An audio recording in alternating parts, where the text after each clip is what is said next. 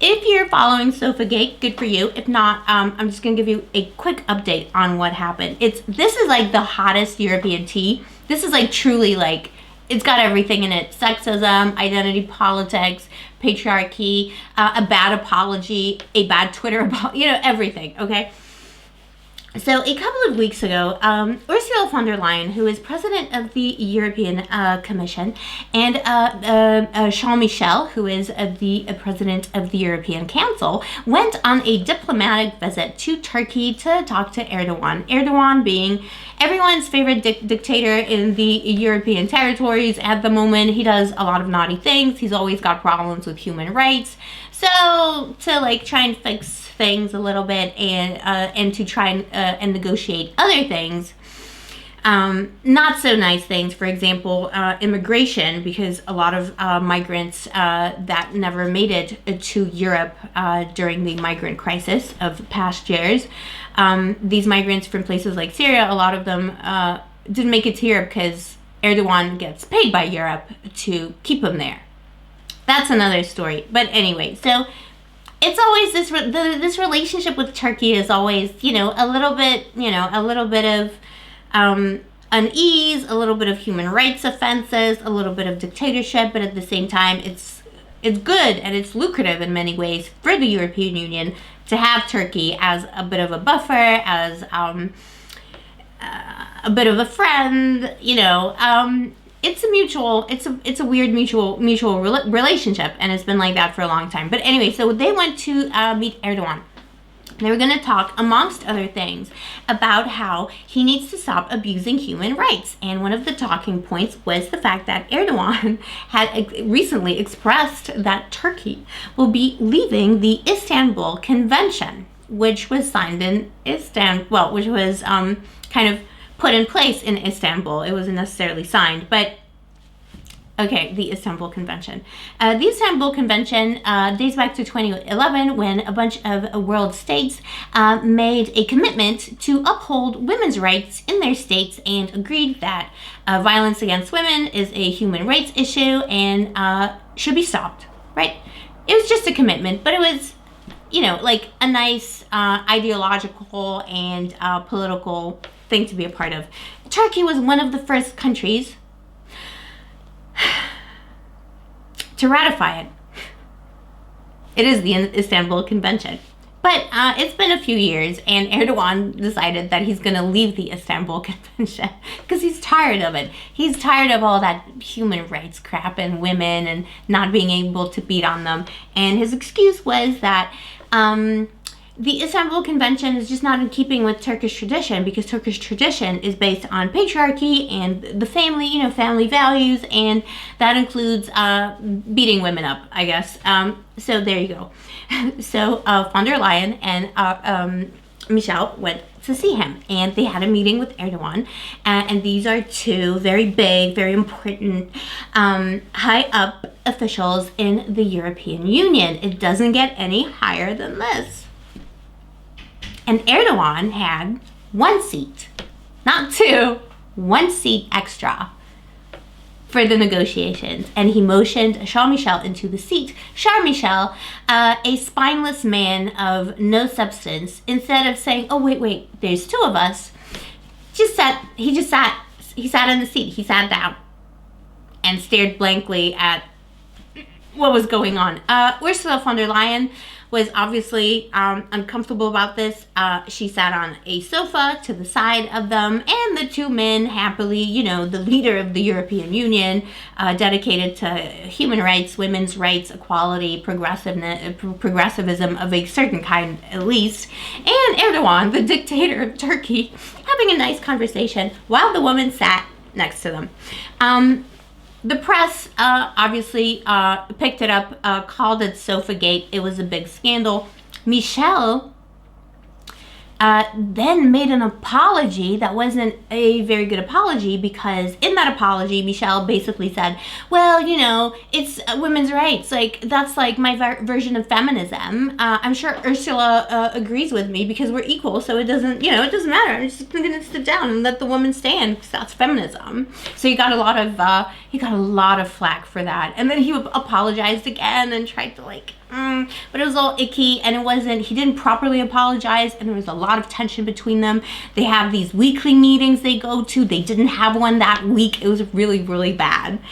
And then, that was the cherry on top. And then Charles Michel's people said that it makes sense that he sat down first because the president of the European Council has seniority over the president of the European Commission according to protocol, like diplomatic protocol. And that was actually the excuse that Erdogan's people gave, saying, well, we didn't have a seat for her because he was senior to her.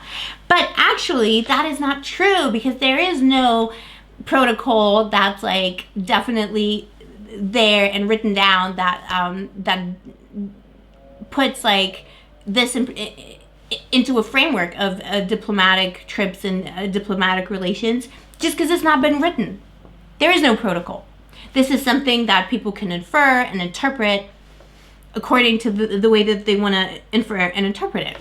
And Ursula von der Leyen has not been happy about this situation, but it's kind of been brewing. It's been brewing. She hasn't really said anything she hasn't been like too spicy about it. She's just been like quietly, in that European Union quiet kind of way.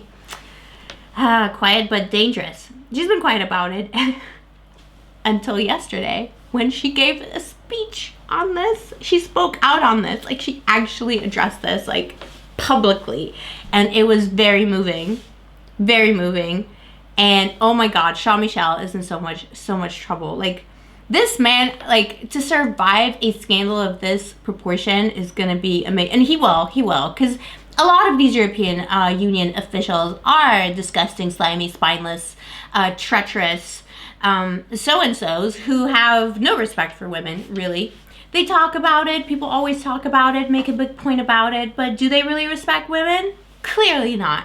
And clearly, the people in Charles Michel's circle, the European Council staff, did not think that this was truly, a disaster. But you know what? The women, they've had enough.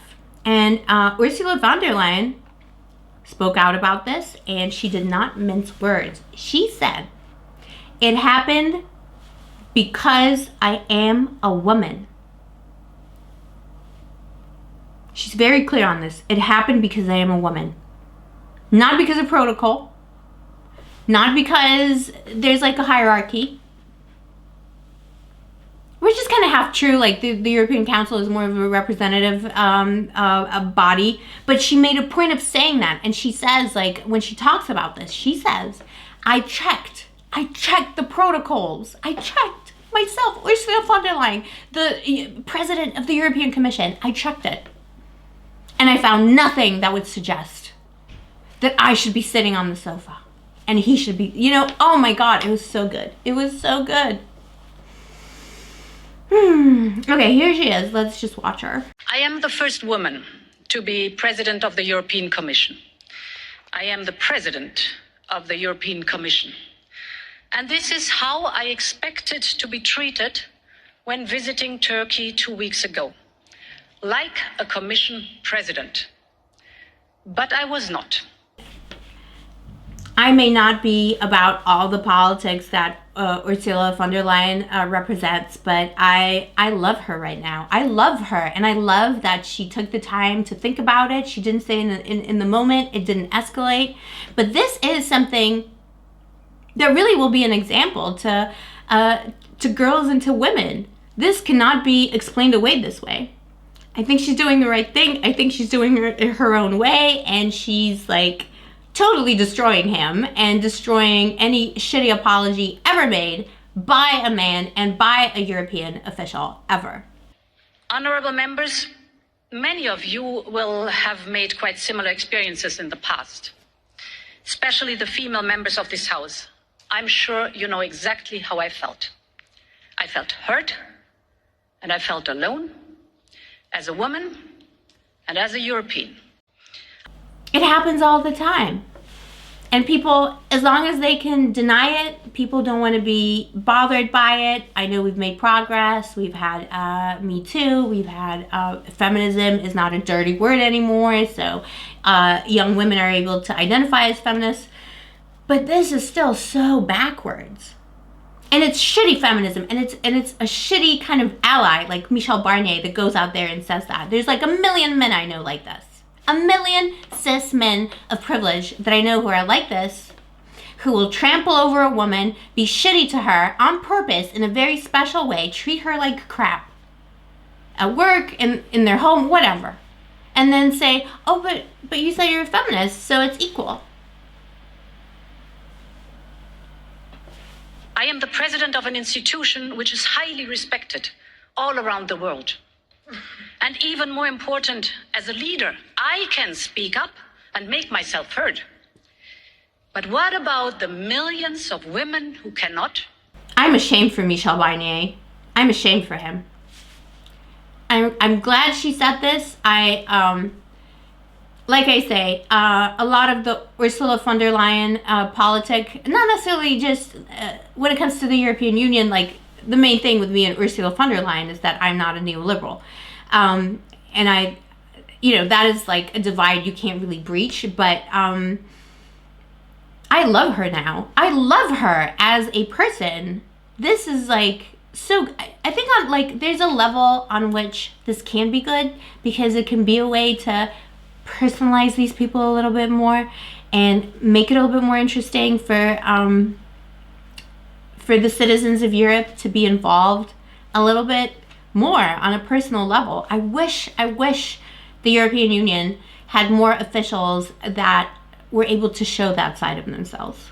Exprimer mes regrets publiquement pour la situation qui a été créée, regrets vis-à-vis de la présidente de la Commission et vis-à-vis de l'ensemble de celles qui se sont senties offensées.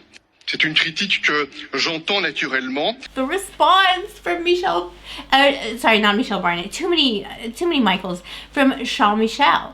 Mais à cet instant, et sans le recul que nous avons tous aujourd'hui, j'ai décidé de ne pas réagir davantage afin de ne pas créer un incident politique que j'ai pensé plus grave encore, qui aurait pris le risque de ruiner des mois de préparation politique.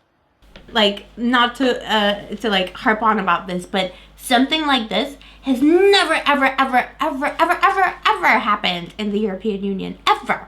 Ever.